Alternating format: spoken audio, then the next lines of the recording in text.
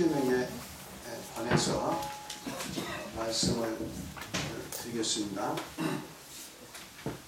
지금 우리 원형의 구원복음에는 크게 세 가지로 나누죠. 첫 번째가 기초 믿음이죠. 기초 믿음은 천지 만물을 창조하신 존재의 근원 되신 하나님 믿는 것이고, 두 번째 하나님이 육신으로 이 땅에 오셔서 우리 모든 죄를 다 십자가에 지시고 우리 죄를 대속하시고 죽었다가 장사된 지 3일 만에 부활하시고 또 하늘로 승천하셔서 장차 만민을 심판하러 오실 우리 주 예수 그리스도를 나의 주 나의 하나님으로 고백하며 믿는 것이고, 그리고 세 번째로는 성경 말씀이 유일한 하나님의 말씀이다 하는 것을 믿는 믿음이다 이렇게 말씀드렸습니다. 이 믿음이 기초가 될 때 비로소 나머지 모든 우리 과정이 있을 신앙도 유효한 것이다. 이 기초 믿음이 사라지면 어떠한 것도 다 소용없는 거죠. 그래서 기초 믿음. 두 번째는 기초 복음 있죠. 기초 복음은 순종을 필요로 하는 것이고, 예수님께서 가르치셨고 제자들이 다 이해하고 순종했던 것들이죠. 그 기초 복음이 5개인데 신약을 통틀어서 예수님께서 구원과 관련되어 있다고 말씀드린 것을 다 이게 합쳐보면 몇 가지요? 5가지. 첫째가 예수 이름으로 침례받는 것이다.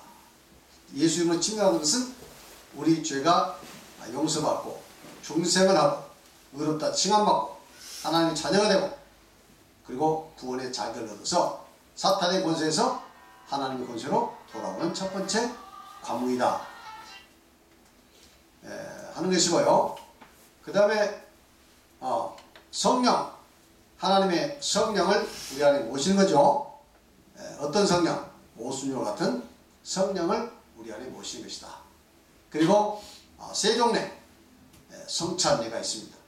그리고 마지막 이제 십계명이 있어요. 오늘은 십계명에 관련해서 말씀드리고, 이 십계명을 다 마치면 이제 우리 기초 복음은 끝난 것입니다.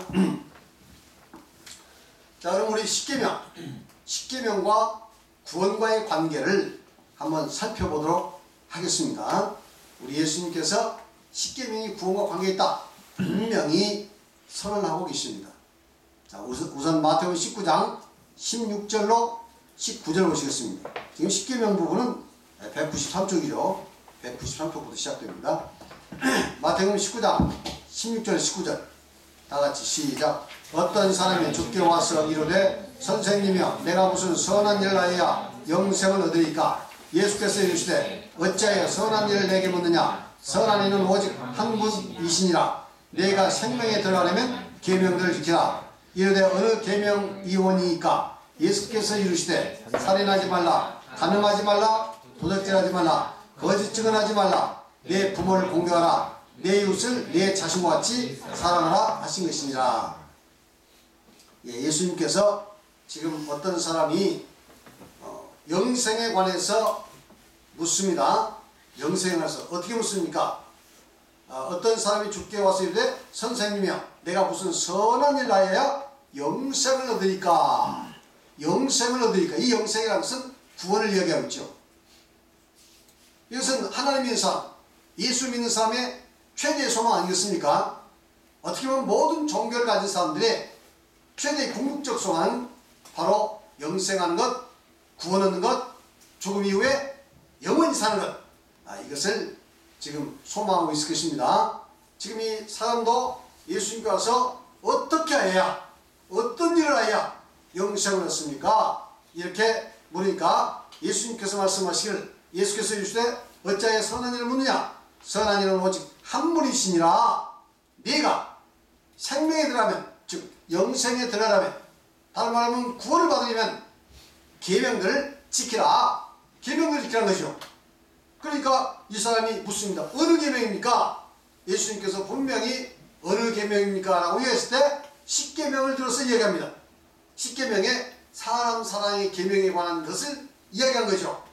물론 이 사람은 하나님을 믿기 때문에 그것은 예외라고 하나님 사랑에 사람 사랑에 관한 건 이야기하고 있습니다. 여기서 보니까 살인하지 말라, 간음하지 말라, 도둑질하지 말라, 거짓 증언하지 말라, 내 부모를 공경하라. 이것은 다 이웃사랑이죠. 그래서 이웃사랑에 관한 것을 또 말씀하시기를 내 이웃을 내 자신같이 사랑하라. 이렇게 지금 정의해 놓고 있습니다. 그래서 이것을 봤을 때 우리 예수님께서 영생, 구원을 받기 위해서 분명히 이 십계명을 지키라, 계명을 지키라고 선언하고 있습니다. 한번 읽어보세요. 예수님께서 말씀하시기를 내가 생명에 들어가려면 계명들을 지키라 라고 하셨습니다. 여기서 어느 계명이오니까? 라는 물음에 예수님께서 18에서 19절에서 십계명이라고 분명히 설명하셨습니다. 따라서 십계명을 지키는 것은 구원을 받는 것과 관계가 있다는 것은 확실합니다. 제자들도 십계명을 지킬 것을 매우 강조하고 그렇습니다. 있습니다. 예수님께서 분명히 십계명이 구원과 관계 있다고 말씀하셨고 또 제자들도 이 십계명은 반드시 지켜야 할 것을 이야기합니다. 물론 일반 교회에서는 일반 이제 많은 개신교라든가 많은 이 예수 믿는 이 사람들 중에는 마치 이미 예수님께서 십자가에서 모든 율법을 다 이루셨으니까 그래서 율법을 폐하셨다. 그래서 모세율법은 십계명은 다 폐했다고 이렇게 가르치는데 이건 잘못된 겁니다. 모세율법은 다 폐했습니다. 더 이상 지킬 의무가 없어요. 그러나 십계명은 피하지 않고 오히려 굳게 세워서 우리가 구원을 위해서 지켜야 하는 것이다. 그런데 이 구원을 위해서 지키는 이제 방법상의 문제에 있어서는 그것은 구약과 신약이 다른 측면이 있습니다. 그것은 앞으로 생명의 성령의 법을 공부하면서 자세히 공부할 거고요. 이제 여기서는 우선 그 십계명의 구원과 관계 있으면 제자들이 그 십계명을 지키라고 확실히 이야기했다 하는 것을 살펴보도록 하겠습니다. 자, 그러면 제자들도 십계명을 지킬 것을 매우 강조하고 있죠. 골로새 7장 10절 시작. 할례 받는 것도 아무것도 아니요 할례 받지 아니한 것도 아무것도 아니오되 오직 하나님의 계명을 지켰다니라. 여기서 할례 받는 것, 할례 받지 않는 것. 할례는 뭐죠? 할례는 이스라엘 백성들이 난 지 8일 만에 혹은 이스라엘 백성으로 귀화할 때 남자들이 이제 생식기 표피를 자르는 그 의식입니다. 아주 중요한 거죠. 그래서 바로 이제 이스라엘 백성이 되었다. 그리고 할례를 받아들인다는 것은 이 할례는 굉장히 지금이야 그런 그 수술에 관해서 그게 어려움이 없지만 과거 같은 경우는 무슨 의학이 발달되지 않고 또 소독약이 있는 것도 아니고 정말 이건 굉장히 고통을 당하는 정말 어려운 그런 그 관문입니다. 그래서 이것을 받아들인다는 것은 즉 이제부터 나는 앞으로 할례를 받고 이스라엘 백성이 돼서 하나님 백성이 돼서 그리고 모세율법을 다 지키겠다 하는 그런 각오, 그 각오와 믿음을 가지고 가는 것입니다. 아시겠죠? 그래서 이 할례라는 것은 율법을 지키는 첫 관문이에요. 그리고 이스라엘 백성에게는 표시가 되는 것이고 아주 율법에 있어서는 중요한 의미를 가지고 있다. 그래서 근데 그 제자들은 이 할례를 피했어요. 바울 사도는 할례가 피했다고 얘기했습니다. 이제 더 이상 우리가 할례를 지킬 필요 없다. 더 이상 할례를 지킬 필요 없다 하는 말은 이젠 더 이상 모세율법을 지킬 필요가 없다 하는 의미와 같습니다. 할례를 안 받으면 모세율법을 지킬 의무가 없는 거죠. 이해하시겠습니까? 그래서 여기서 할례라는 것은 바로 모세율법을 상징하고 있다. 그 대표하고 있다 하는 걸 말입니다. 할례 받는 것도 아무것도 아니고 할례 받지 않는 것도 아무것도 아니오되 이 말은 다시 말해서 모세율법을 지키는 것도 아무것도 아니고 모세율법을 지키지 않는 것도 아무것도 아니오되 이 말입니다. 그러니까 유대인들은 모세율법을 지키려면 지키고 이방인들은 모세율법을 안 지켜도 관계없다. 그 이야기입니다. 아시겠죠? 자, 그러나 오직은 뭡니까? 단 하나 이것만은 절대 안 된다 이거죠. 단 하나 뭐죠? 하나님의 계명을 지켰다는 이 하나님의 계명이 뭡니까? 바로 십계명입니다. 아시겠어요? 그래서 이 모세율법은 이미 폐해져서 유대인 같으면 하나의 형식상으로 자기들이 하는 그 규례로 자기들의 어떤 전통으로 지키라면 지키고 말하면 해. 물론 그것도 이걸 지켜야 구원 얻는다고 그렇게 믿고 지키면 그 믿음으로는 구원 못 받습니다. 그러나 그런 믿음이 아니라면 이스라엘 민족의 그들의 전통을 받아들이면 그것은 지키든 말든 관계없다. 예를 들어서 우리가 추석이라든가 설이 있는데 이 설을 지켜야 구원받습니다. 추석을 지켜야 구원받습니다. 그렇게 믿고 설을 지키고 추석을 지키면 이게 어떻게 된 거예요? 그 쇠면 그 구원 없습니다. 그런데 설이건 추석이건 구원은 아무 관계 없어. 이것은 하나의 우리 민족적 절기야. 그렇게 해서 그냥 그렇게 지키는 것은 우리가 뭐 설을 쇠든 추석을 쇠든 아무 관계 없습니다. 그러나 그것을 구원과 관계시키는 순간 그건 뭐예요? 율법 중에 된 거예요. 모세율법도 마찬가지. 모세율법 지키라면 지켜 말아 말아. 이제 구원과는 아무 관계 없어. 그래서 이스라엘 백성들이 그 모세율법을 지키면 그것은 관계입니다. 그래서 여기서 말하는 할례 받는 것도 아무것도 아니라는 말은 그 뜻입니다. 할례 받지 않는 것도 아무것도 아니라는 말은 그럼 이방인들은 굳이 할례 받을 필요도 없고 모세율법을 지킬 필요도 없다. 그 관계하지 마라. 무슨 뜻이요? 이런 의미가 있다 하는 것을 아셔야 됩니다. 그러나 오직 하나님의 계명은 꼭 지킨다고 이야기하고 있습니다. 로마서 3장 30절 시작. 그런데 우리가 믿음으로 말미암아 율법을 파기하느냐? 그럴 수 없느니라. 도리어 율법을 굳게 세우느라. 여기서도 그랬어요. 이 바울사도는 로마서에서 율법을 폐했다. 율법을 구원 못 받는다. 이렇게 이야기하잖아요. 그렇죠? 그런데 여기서 보니까 그러면 우리가 믿음으로 말미암아 율법, 로마서 율법 무슨 율법? 십계명을 그죠? 그럼 십계명을 파기하느냐? 십계명을 폐했느냐? 십계명 안 지켜도 된단 말이냐? 이렇게 이야기할 때 그럴 수 없느니라. 그럴 수 없느니라. 도리어 율법을 굳게 세우느니라. 보세요. 율법을 굳게 세운다는 이게 무슨 말입니까? 이것은 절대 율법을 십계명을 폐할 수 없다 이겁니다. 십계명의 율법은 굳게 세운다는 것은 굳게 세워서 도덕의 표준으로, 그렇죠?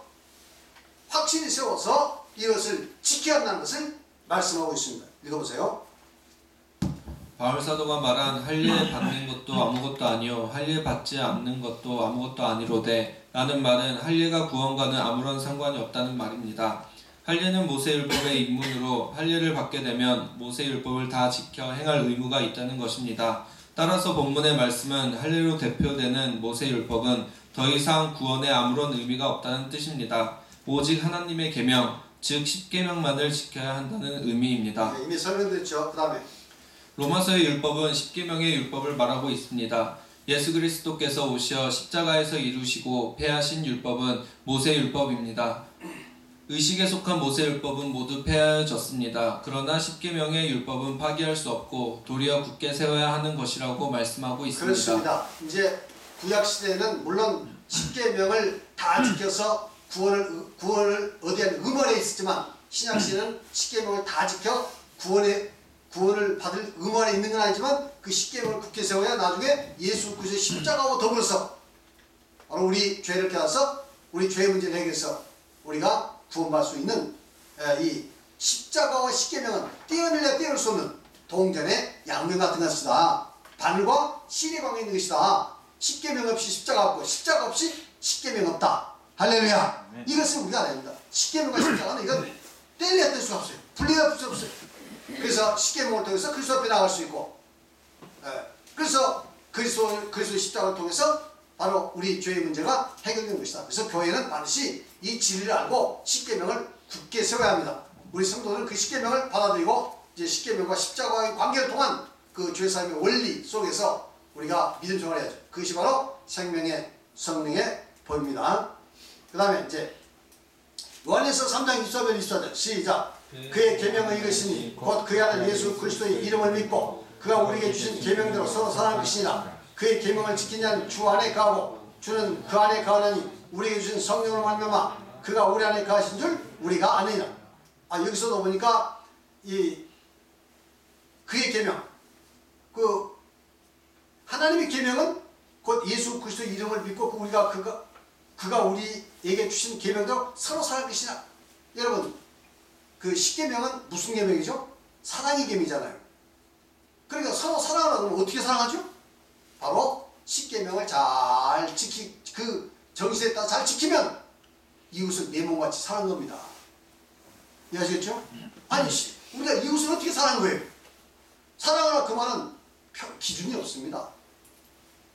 그래서 구체적으로 십계명을 지키면 그것이 바로 이웃을 내 몸과 같이 사랑하는 것이 되는 것입니다. 이 예수님께서 말씀하셨잖아요.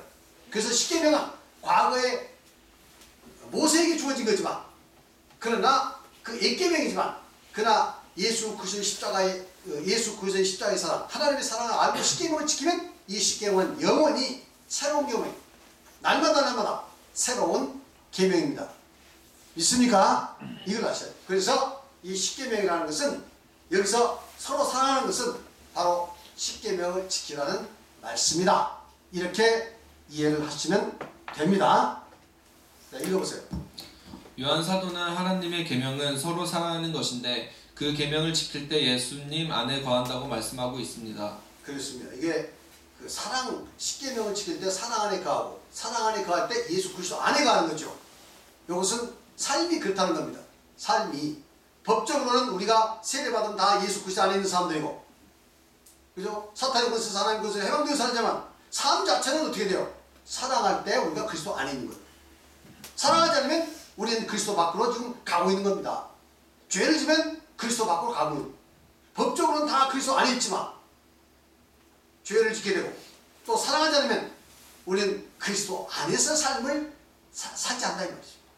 마치 우리가 한국 국적을 가서도 법을 지키지 않으면 우리 한국 국민의 그러한 그 어떤 권리를 박탈당하죠.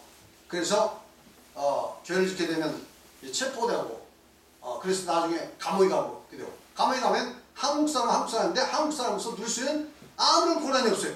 투표권도 행사할 수 없고 완전히 제한되잖아요. 그래서 그것이 너무 지나치게 되면 어떻게 되나요? 결국 이제 사형 판결도 받고 죽게 되는 거 아닙니까? 그래서 한국 국민이라고 해서 한국 법도 안 지키고 마음대로 살면 되겠습니까? 법을 지켜야죠. 마찬가지로 우리가 하나님의 백성으로서 이제 법을 지켜야 돼요. 그 법이 뭐냐? 바로 십계명이라. 할렐루야. 그래서 십계명 잘 배우셨다. 그 다음에 계시록 12장 17절 시작. 영이 여자에게 분노하여 돌아가서 그 여자의 남은 자손 곧 하나님의 계명을 지키며 예수의 증거를 가진 자들과 더불어 싸우려고 바다 모래 위에 섰더라. 그 다음에 14장 12절 시작. 성도들 인내가 여기 있나니 그들은 하나님의 계명과 예수에 대한 믿음을 지킨 자들이라. 여기서 보면 용이 나오고 여자가 나오는데 이 내용을 설명하기는 좀 복잡합니다. 그 계시록을 다 설명하니까. 그런데 쉽게 말하면 이 용이라는 것은 우리 대적자들이죠. 마귀 사탄을 이게 상징하고 있습니다. 여자는 뭘 상징할까요? 바로 우리 교회를 상징하고 있습니다. 여자는 교회를 상징하고 있습니다. 그런데 여기서 보니까 용이 여자에게 분노하여 돌아가서 그 여자의 남은 자손, 그 여자의 남은 자손은 뭡니까? 우리 성도들 이야기죠. 남은 자손이 어떤 남은 자손? 여기서 보니까 하나님의 계명을 지키며 예수의 증거를 가진 자들. 그러니까 하나님의 계명을 지킨 자들이 남은 자들이, 하나님이 아무리 예수를 믿어도 하나님의 계명을 지키지 않는 자들은 남은 자들이 아닙니다. 이 남은 자의 사상은 이미 이제 구약의 이사야에서 다 나옵니다. 남은 자들. 그러니까 항상 시대만 남은 자들이 있어요.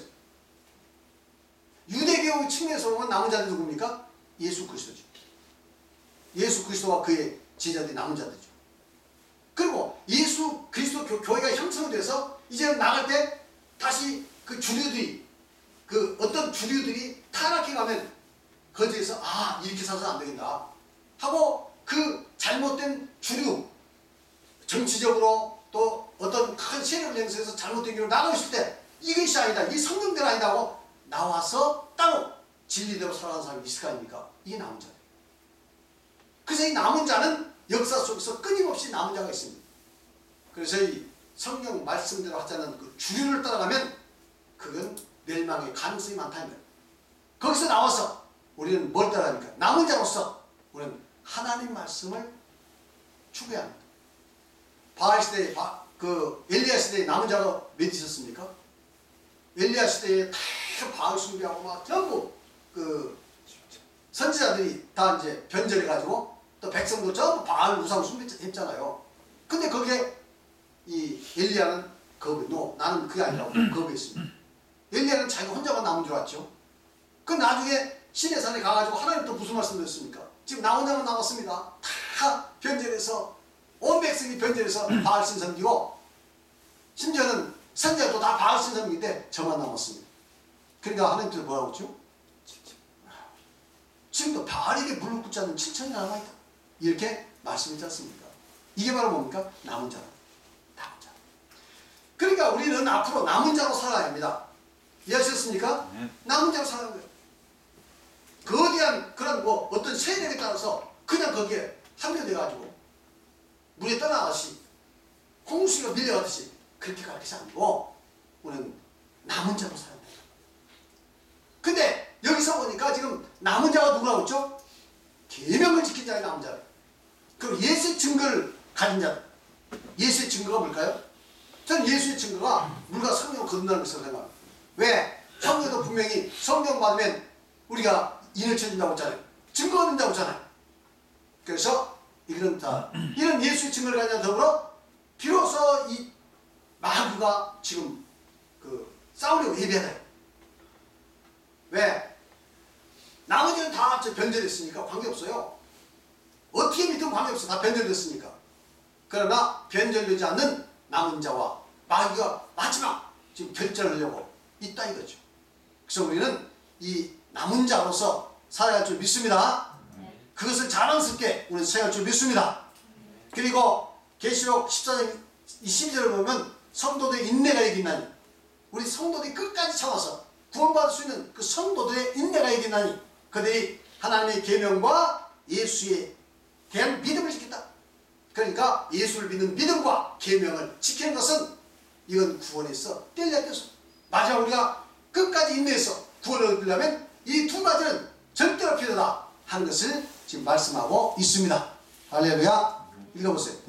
계시록에서는 하나님의 계명을 지키는 자들이 마귀인 용과 싸워서 승리하는 자들이 될 것을 설명하고 있습니다.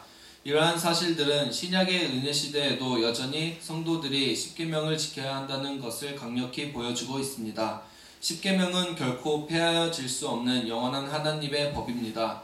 그러나 만일 십계명은 행위임으로 구원과 아무런 관계가 없다라고 믿고 십계명을 폐한다면 구원을 받을 수 없습니다. 십계명을 온전히 지켜 구원을 받을 수 있는 것은 아니지만 십계명을 굳게 세우고 지키기를 힘쓸 때 진정으로 십자가의 은혜에 나아갈 수 있고 그 은혜를 누릴 수 있는 것입니다.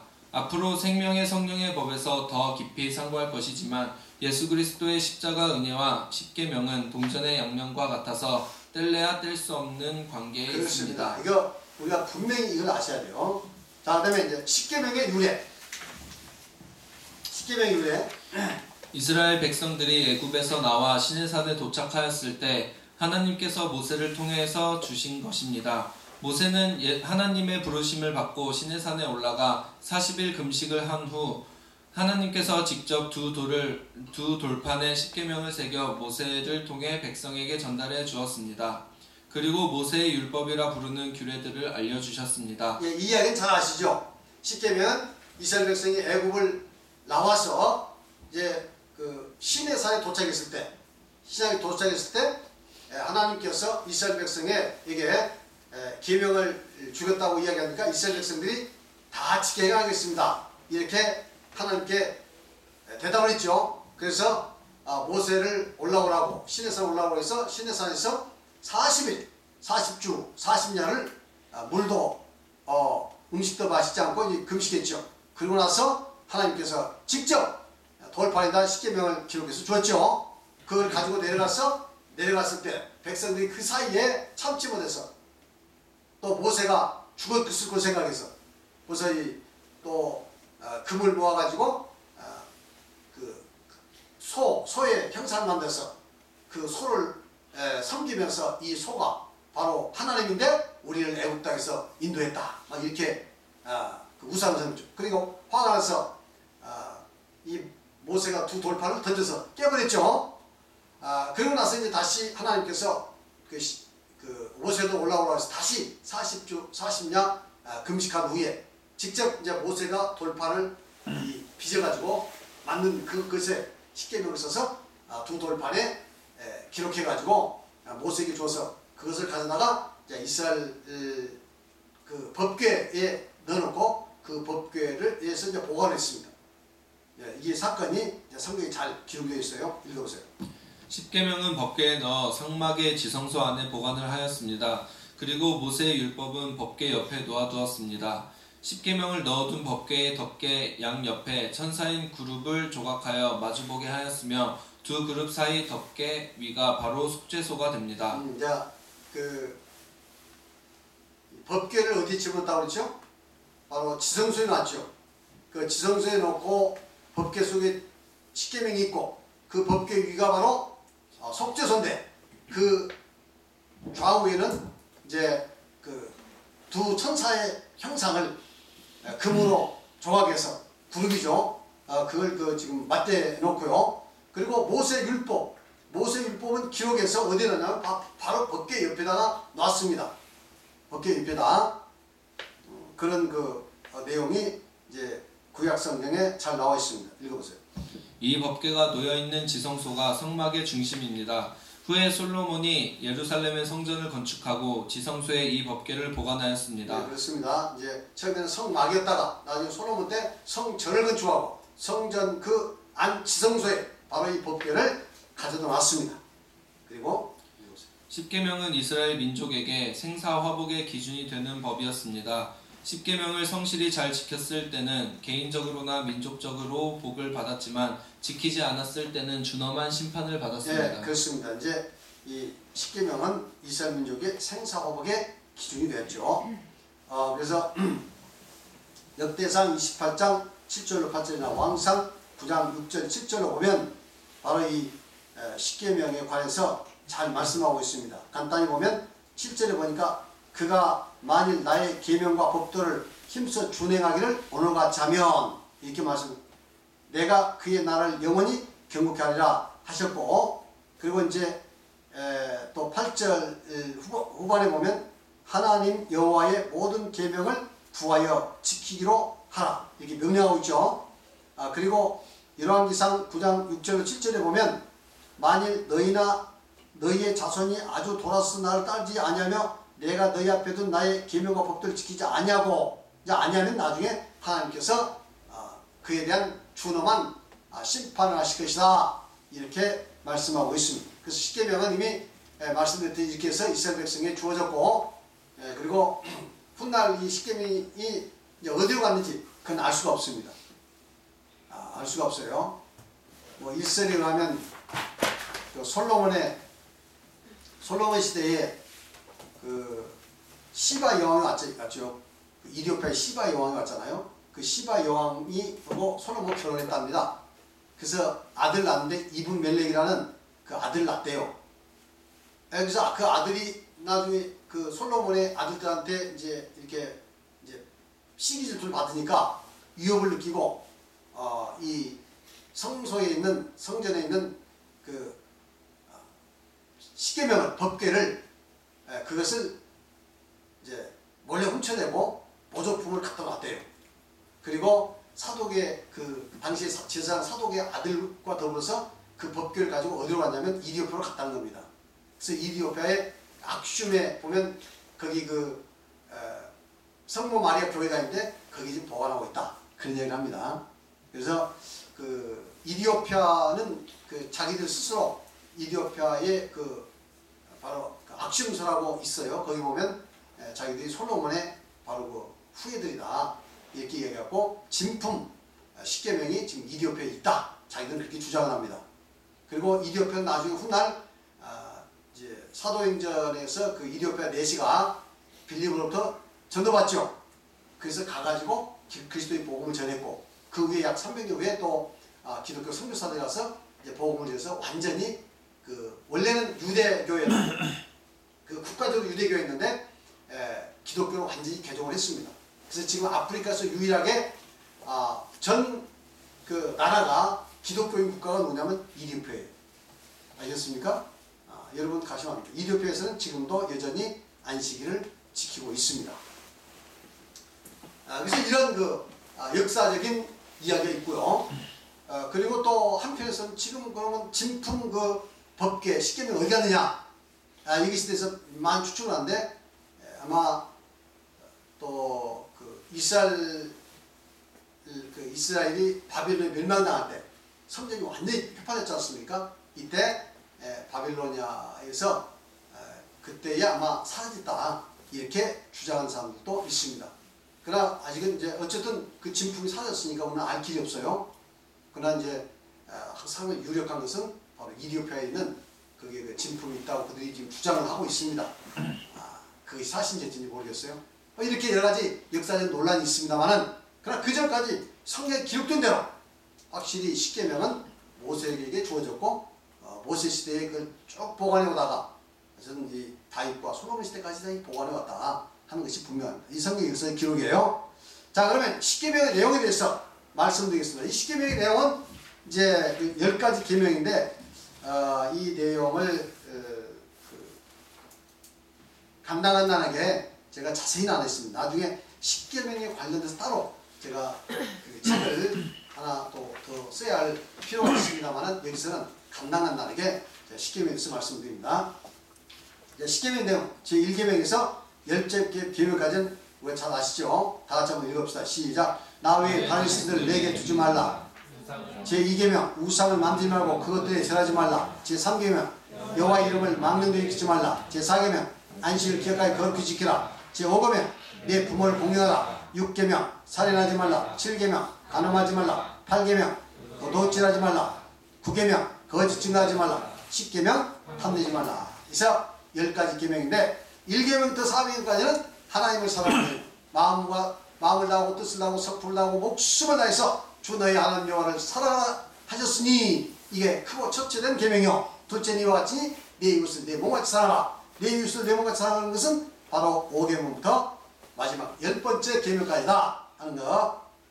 그리고 출애굽기 20장 6절에 보면 특별히 이렇게 말씀하고 있죠. 시작. 나를 사랑하고 내 계명을 지키는 자에게는 천대까지 은혜를 베푸리라 이렇게 말씀하고 있습니다. 그러니까 천대까지 자자고 손손 하나님의 놀라운 축복과 은혜 가운데 살기 위해서는 십계명을 굳게 세우고 지키기를 힘차게 좀 믿습니다. 그래서 가정에도 여러분들 십계명 하나 딱 붙여놓으면 좋아요. 그리고 애들한테 항상 십계명을 읽어주면서 이대로 살아라 하고 이야기하면 여러분 그 자녀가 잘 될 줄 믿습니다. 하나님 약속을 믿고 여러분 그렇게 해보세요.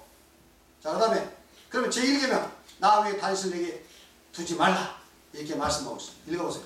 이 계명은 존재의 근원 대신 천지 만물의 창조자 하나님만을 믿고 섬기는 의미입니다. 그렇습니다. 저는 존재의 근원 대신 천지 만물의 창조 하나님, 제가 이 말을 참 좋아합니다. 존재의 근원 대신 천지 만물 창조신 하나님. 할렐루야. 정말 내가 이렇게 존재하는 것이 얼마나 신비한지, 이 세상에 존재하는 모든 것들이 얼마나 그렇게 신비한지 정말 신비막천합니다. 이런 것을 우리가 볼 수 있고 느낄 수 있고 누릴 수 있다는 것이 여러분 얼마나 행복합니까? 할렐루야. 여러분 그 재물만 가지고 또 세상적인 그 가치만 가지고 여러분 행복을 찾지 마시고 이렇게 하나님께 주신 이 엄청난 이 놀라운 이런 축복들의 이런 그 존재에 여러분들 신비감을 느끼면서 감동하시기 바랍니다. 그러면 여러분 행복이 10배, 20배가 됩니다. 그래서 여러분의 존재 이유를 더 깨닫게 되면 여러분의 행복은 100값을 된다는 걸 여러분 기억하시기 바랍니다. 자, 그 다음에 그분 이외에 누구도 경배의 대상이 되어서는 안 된다는 것입니다. 세상에는 경배의 대상이 되는 수많은 우상 신들이 있습니다.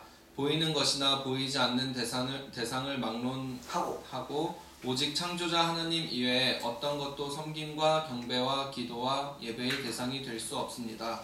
하나님을 섬기면서 다른 신을 섬겨서는 안 되는 것입니다. 그렇습니다. 이 말씀은 하나님을 섬기면서 다른 신을 섬기거나 다른 신앙을 가지면 안 돼요. 오직 하나님을 믿고 하나님을 섬기는 저희들이 합니다. 자, 그 다음에 읽어보세요. 오직 하나님만을 섬겨야 합니다. 점, 토정 비결, 관상, 손금, 사주, 태길, 부적, 제사, 풍수지리 등의 미신을 믿는 것도 여기에 해당합니다. 그렇습니다. 이런 거 할 필요 없어요. 아시겠습니까? 그런 것을 믿을 필요 없습니다. 특별히 여기 보면 이제 사주, 태길, 부적, 제사, 제사도 마찬가지예요. 우리가 제사 지면서 절을 하거나 또 제사를 통해서 무슨 조상들이 와서 영험한 무슨 복을 줄 거라고 생각하는 것은 이건 안 됩니다.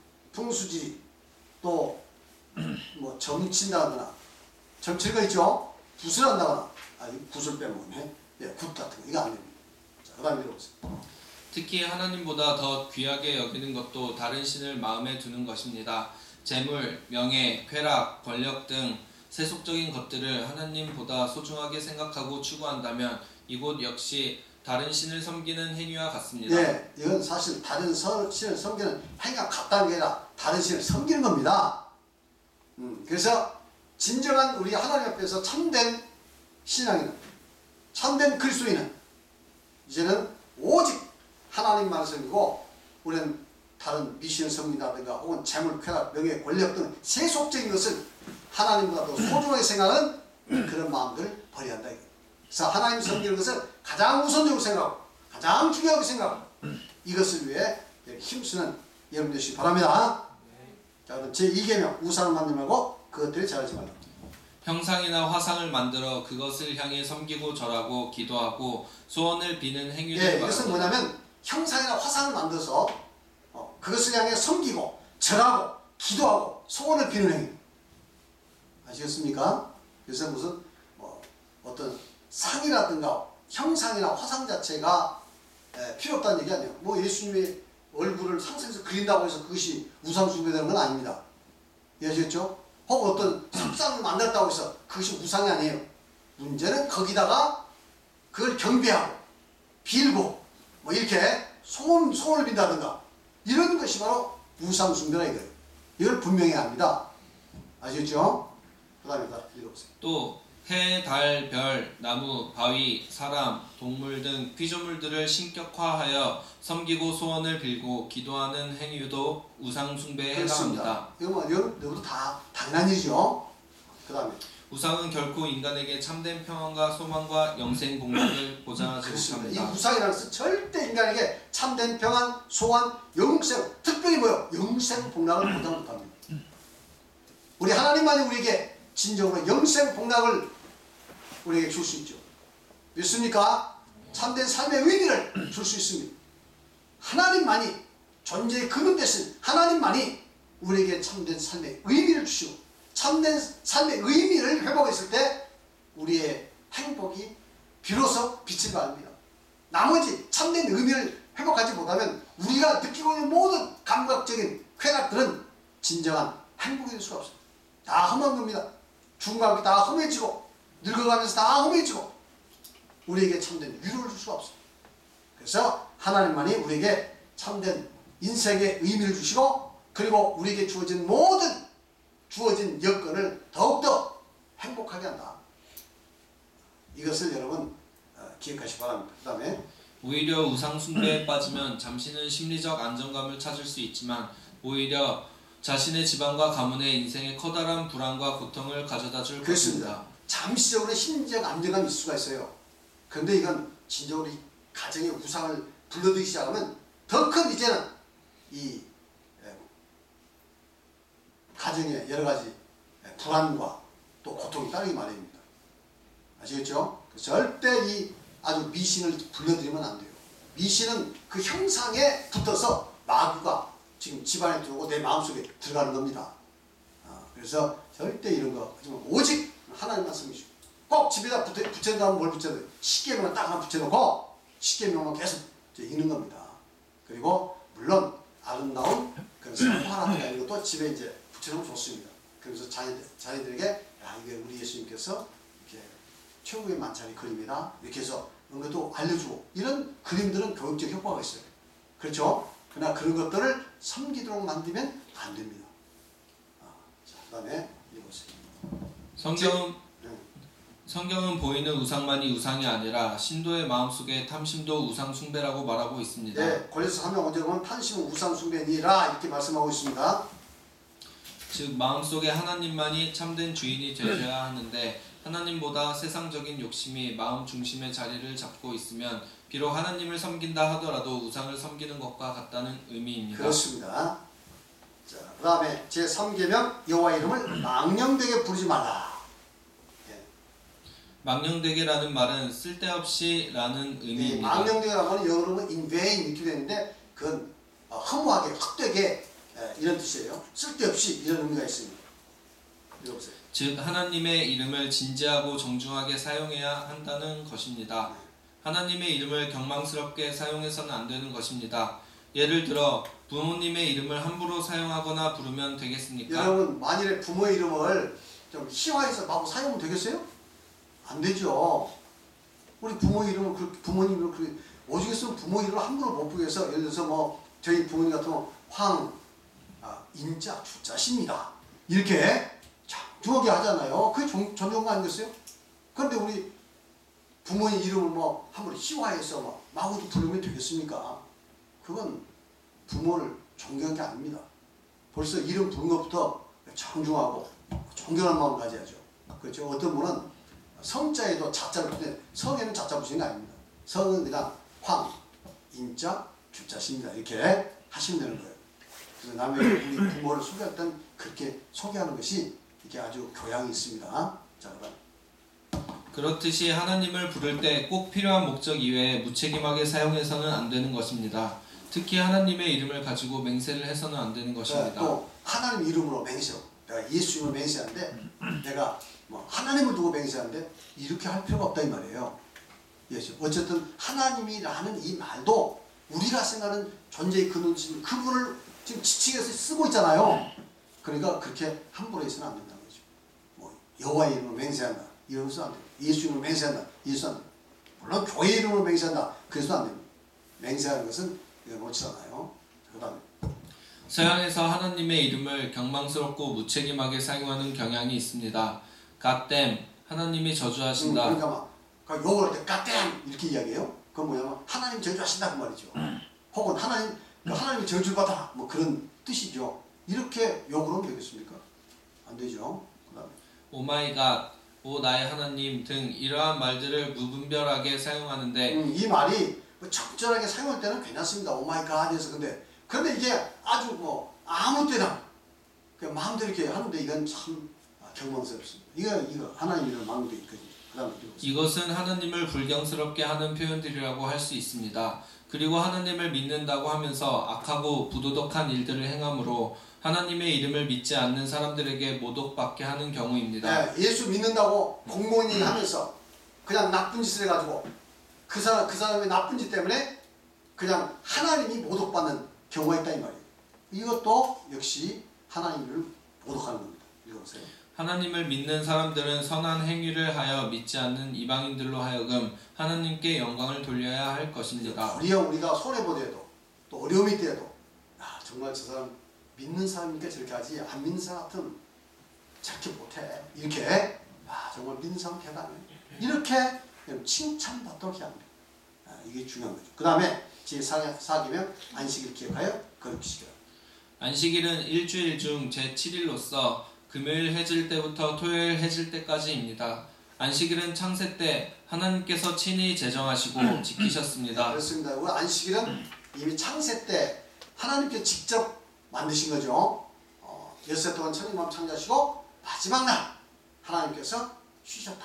그래서 이날을 거룩히 특별히 구별해서 이제 안식일을 에덴 동산에서 지키게 하시고 그리고 이후에 십계명에 제4계명에 안식일을 기억하여 그걸 지키라고 또 규정하시고 이스라엘 백성들이 이제 안식일을 쭉 지키게 하셨죠. 그래서 안식일을 안 지킬 때는 나중에 그 이스라엘 백성들이 심판받아서 바벨론에서 멸망당하고 포로 잡혀갈 때 그 이유 중에 하나가 바로 뭐냐면 안식일을 안 지켰다는 말이 나옵니다. 그만큼 이 안식일을 안 지킨 것은 정말 두려운 나중에 안식일 부분에 가서는 자세히 공부하게 될 겁니다. 자, 읽어보세요.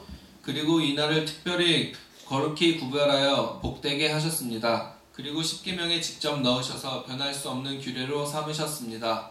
십계명의 다른 계명들이 폐할 수 없듯이 그 안에 있는 안식일의 계명도 절대 폐하거나 변개될 수 없는 하나님의 법도입니다. 그렇습니다. 여기서 보면 그 십계명이 폐할 수가 없죠. 그러듯이 십계명 안에 있는 안식일도 절대 폐해서는 안 되는 것이다 하는 것을 지금 말씀하고 있습니다. 읽어보세요. 안식일을 폐하거나 고칠 수 있다면 다른 계명들도 폐하거나 고칠 수 있을 것입니다. 그렇습니다. 안식일만 특별히 뭐 고칠 수 있다면 안식일을 고칠 수 있다면 다른 계명도 고칠 수 있는 거죠. 이건 있을 수 없는 일입니다. 그 다음에 그러나 그것이 가능한 일일까요? 결코 그럴 수 없습니다. 안식일을 지키는 데 있어서 먼저 안식일을 마음속에 기억하고 거룩하게 구별하고 경건한 마음을 갖는 것이 가장 중요합니다. 안식일 지키는 데서 가장 중요한 것은 뭐냐면 이날이 안식일이다. 이날이 안식이라고 마음속으로부터 그날을 그 안식일을 그렇게 구별하는 거예요.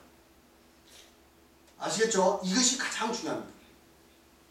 그러니까 안식일에 대한 그런 그 관념이 없이 살아가면은 그 안식일 지키는 것이 아니고 서로 안식일에 내가 교회 와 있어도 그러한 그 관념으로 그러한 믿음으로 안식일을 마음속에서 그렇게 구별하지 않으면 진정으로 안식일이 지키는 것이 아니다. 행위로서는 우리가 어떻게 안식일 지키는 거죠? 규정이 없습니다. 아니 어떻게 성경에 나온 바로는 안식일에 성회에 한번 참석하는 거고 그리고 일을 않는 것이 안식일 지키는 거예요. 쉬는 것이 안식일 지키는 거예요. 이해하시겠죠? 그러니까 하루 내 교회 안에 뭐 있는 것이 안식일 지키는 게 아니에요. 안식일 지키는 것은 성회에 한번 와서 예배 드리고 그 다음에는 편히 쉬는 겁니다. 세상 일 않는 거예요. 나뿐만 아니라 또 나와 관계된 사람, 내가 그 사람에게 뭐 우리 직원들이라든가 혹은 뭐 안식일 지키도록 그냥 쉬도록 해주는 거예요. 이게 안식일 지키는 겁니다. 그렇지 안식일에 하루 내 교회에 와 있는 것이 지키는 거다는 것은 잘못된 생각이에요. 그러나 우리는 지금 어쩔 수 없는 필요에 의해서 안식일에 우리가 여러 가지 일을 해야 되기 때문에 안식일에 많이 머물러 있습니다만은 원래 안식일은 이날을 마음속으로 정말 지키면서 하나님 감사합니다. 일주일 동안 수고했는데요. 오늘 쉬겠습니다. 그래서 잠을 자든 그렇죠? 편안히 하든 그거예요. 또 시간 있으면 모처럼 가족들과 함께 가서 외식도 되는 거고 이렇게 이런 일하는 거지 막 그날까지 해서 열심히 벌겠다고 이렇게 충분히 쉴 수 있음에도 불구하고 하는 것은 옳지 않습니다. 근데 직장에 있어서 어쩔 수 없이 그날 일할 수밖에 없는 상황이다 그러면 어쩔 수 없는 거예요. 그러나 마음은 어떻게 해요? 오늘 안식일인데 마음속으로 안식을 지키면서 우리가 이 하나님께 이제 죄송한 마음을 가지고 우리가 이 안식을 구별하면 안식을 지키게 되는 거예요. 이해하시겠죠? 읽어보세요. 그리고 안식일에는 예배에 참석해야 합니다. 또한 필요에 따라서 교회의 일, 선한 일, 전도 등 하나님의 영광을 위한 선한 일을 할 수 있습니다. 네, 이건 할 수 있습니다. 선한 일에 대해서는요. 그다음에 사익을 추구하는 일을 삼가해야 하며 몸과 마음을 평안히 쉬도록 해야 합니다. 사익을 추구하는 뭐죠? 개인의 돈벌을 위해서 이게 안식일을 그날 고의적으로 하면 안 된다 이 말이죠. 내가 거부할 수 있는데도 안 할 수 있는데도 돈 욕심이 나서 하는 것은 안식일을 어기는 겁니다. 아시겠죠? 어쩔 수 없이 직장 관계하는 것은 어쩔 수가 없는 거예요. 우리가 그냥 가급적 안식일을 지킬 수 있는 직장을 찾는 것이 좋은 거죠. 이것을 우리가 안식일 지키는 그 어떤 뜻을 분명히 알고 안식일을 우리가 지키고 또 그 율법적으로 획일적으로 안식일을 못 지킨 것에 대해서 자기 생각대로만 이렇게 정죄하면 안 됩니다. 그래서 우리가 이 안식일 지키는 또 은혜 가운데서 우리가 지키도록 힘써야 하고 또 혹시라도 우리가 보기에 못 지키는 잘 지키지 못하는 그 믿음 없으신 분들이 있으면 불쌍히 여기고 잘 이렇게 파일러주고 또 기다려주는 그런 것도 필요합니다. 읽어보세요. 불건전한 유흥을 즐기는 일을 해서는 안 되며 이런 문제가 있어요. 불건전한 유흥들. 아니 뭐 춤추러 간다든가 이런 인데 이게 안 좋은 거예요. 불건전한 유흥들. 술 먹는다든가 좋지 않은 것들. 그 다음에 여유가 있을 때 가족과 함께 즐겁고 편안하게 지내는 것이 좋습니다. 그렇습니다. 가족들과 함께 아주 즐겁게. 왜냐하면 그날 가정의 행복이 얼마나 중요합니까? 쉬는 날인데 지금이야 5일째니까 그렇지만 옛날 같으면 그날 하루 쉬잖아요. 그러면 아침에 예를 들어서 성회에 갔다 와서 오후에 뭐 해야 되겠어요? 가족들과 함께 즐겁게 지낼 거 아니겠습니까? 대신 구약 시대에는 이제 그 성계는 없지만 1,500km, 900m, 반경 900m 사이는 그냥 움직일 수 있도록 했는데 그건 조금 자의적인 것이고 중요한 것은 그날 가족들과 함께 예를 들어서 뭐 100km 가든 어디 가든 즐거운 시간을 가졌으면 그건 안식일 지킨 겁니다. 감사하면서 이런 휴일을 주신 하나님 감사합니다. 그러죠? 그래서 율법적으로 우리가 안식 생각해서는 안 돼요. 우리 이제 일요일이 있기 때문에 일요일 날 그렇게 하면 되는 거고 가급적이면 토요일 날 주일을 좀 많이 하자는 입장에서 우리가 지금 교회에 머무는 시간이 많습니다만 그건 꼭 정답은 아닙니다. 자, 그 다음에 만일 안식일에 예배에 참석할 수 없는 어떤 상황이 되면 하나님께 죄송한 마음을 갖고 진심으로 회개를 해야 합니다. 그렇습니다. 그런 상황이 되면 정말 죄송합니다는 마음을 가지고 경건한 마음을 가져야죠.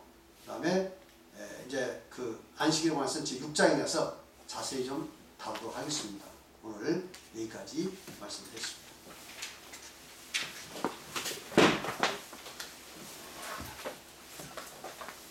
기도하겠습니다. 하나님 하나님 아버지 감사합니다. 오늘 또 저희들 이 시간 주님 앞에 나와서 이 귀한 하나님 말씀을 공부하게 됨을 감사드리옵나이다.